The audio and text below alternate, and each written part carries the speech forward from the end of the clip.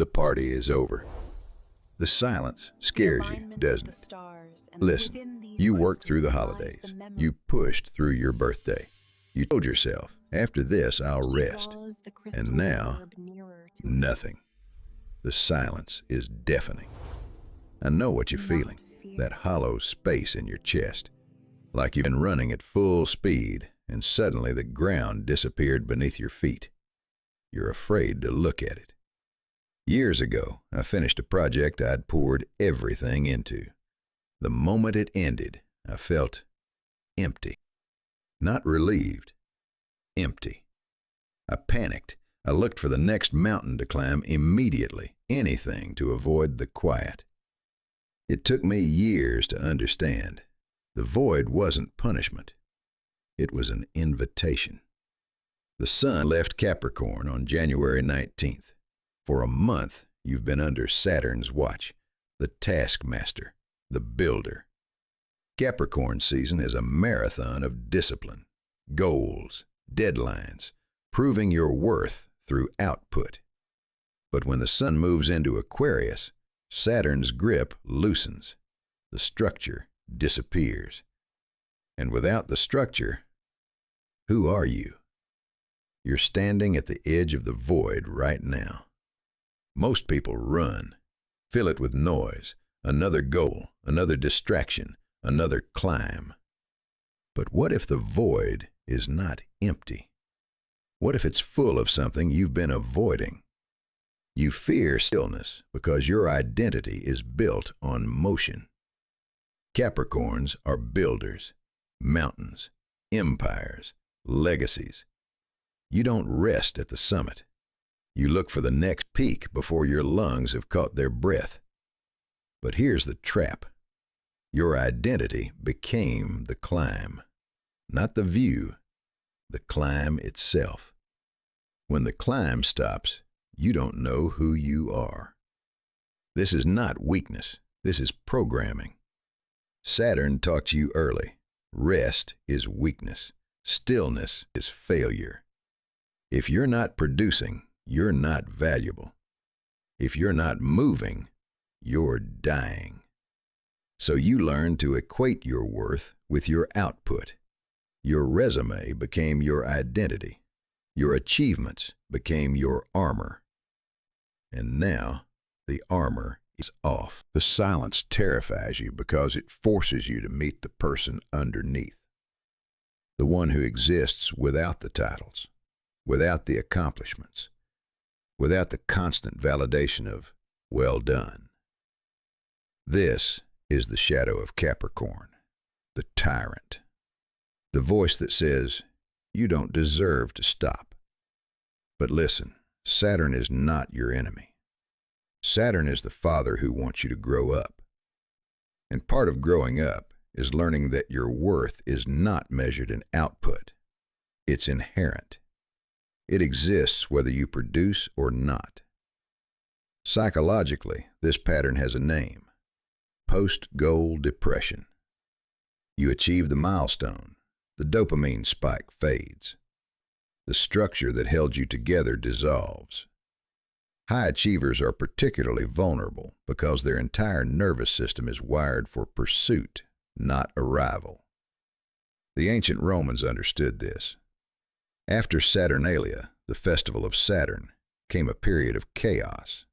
They knew order must periodically collapse, structure must dissolve. The king must become the fool, even if just for a day. They ritualized the void. You're living it now. Notice how you've been filling the silence, scrolling, planning, looking for the next project. That urgency in your chest when you have nothing scheduled. That's not rest. That's avoidance. The void is asking you a question. What do you want when no one is watching? Not what you should want. Not what looks good on paper. What you actually want.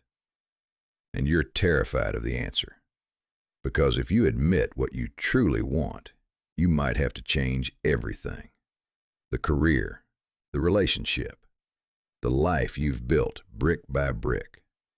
If you fill the void with noise, you'll repeat the cycle. Climb, crash, climb, crash. Each peak a little less satisfying, each valley a little deeper. But if you sit in the silence, you might hear something true. The void is not empty.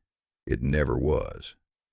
In Tibetan Buddhism, they call it Bardo, the space between death and rebirth, the threshold where one life ends and another hasn't begun yet. You are in the Bardo right now. The Capricorn you were, the builder, the achiever, the mountain, that version is dead. The sun left your sign. Saturn's grip loosened. The structure you built your identity on dissolved. And the new you, not born yet. This is the liminal space, the in-between, the place where most people panic and run. But here's what they don't tell you about the void. It's not punishment. It's revelation. In the silence, you find the questions you've been outrunning for years. Am I happy? Not productive. Not successful. Happy. What do I actually want? Not what my parents wanted. Not what society expects. What my soul craves. Who am I without the mask? Without the title? Without the achievements? Without the armor of busyness? These questions are terrifying because they demand honesty. Raw, unfiltered honesty. Carl Jung called this the privilege of a lifetime, to become who you truly are. But you can't become who you are while wearing the costume of who you think you should be. The void strips the costume, tears it off, leaves you naked. And in that nakedness, you see yourself clearly for the first time in years. I've read thousands of charts. Capricorns come to me most often in late January. The pattern is consistent. They sit across from me and say, I achieved everything I wanted. Why do I feel nothing? And I tell them the truth.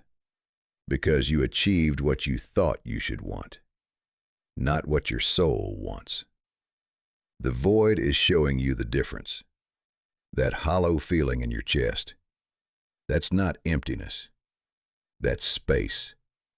Space for something real. Something true. Something yours. But first, you have to stop filling it with noise. Most people panic in the void. I see it every time. The moment the structure disappears, they grab the first distraction. Another project.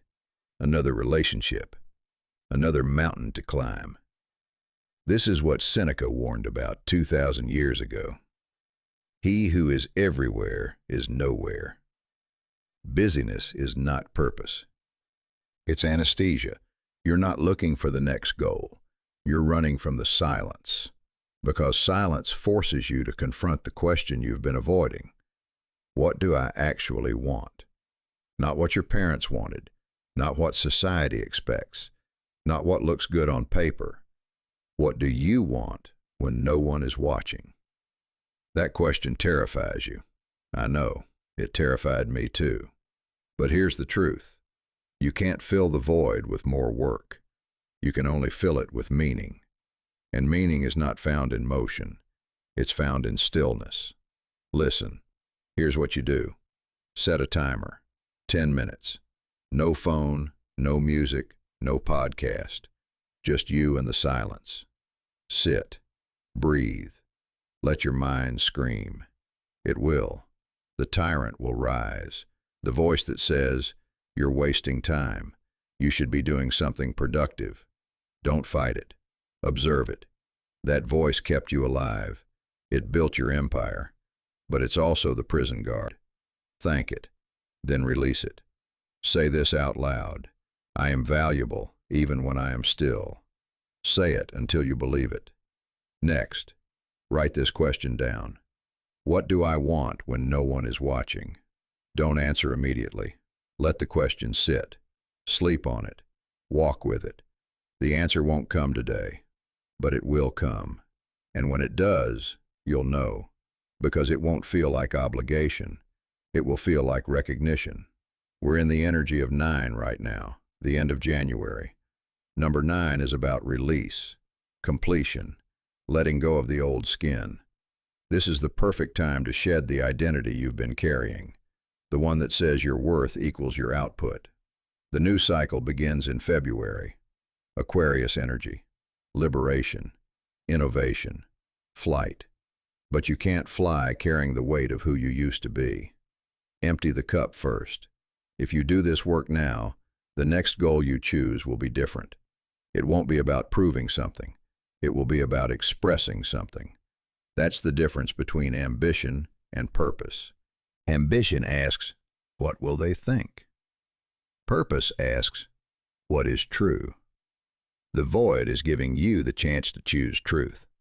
Don't waste it. You came here feeling empty, scared of the silence after the storm. Now you know. The void is not a punishment. It's a portal. Saturn's season is over.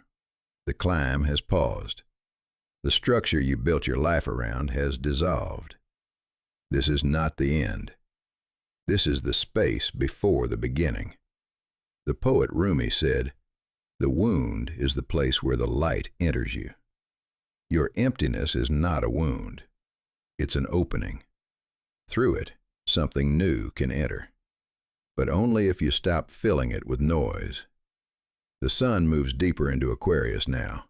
The energy shifts from building to liberating, from discipline to innovation, from climbing to flight. But you can't liberate what you haven't acknowledged. You can't fly carrying the weight of who you used to be. Spend these last days of January in the void. Let it teach you. When February comes, you'll be ready. Not for another climb, for something else entirely. I've seen this pattern hundreds of times in my practice.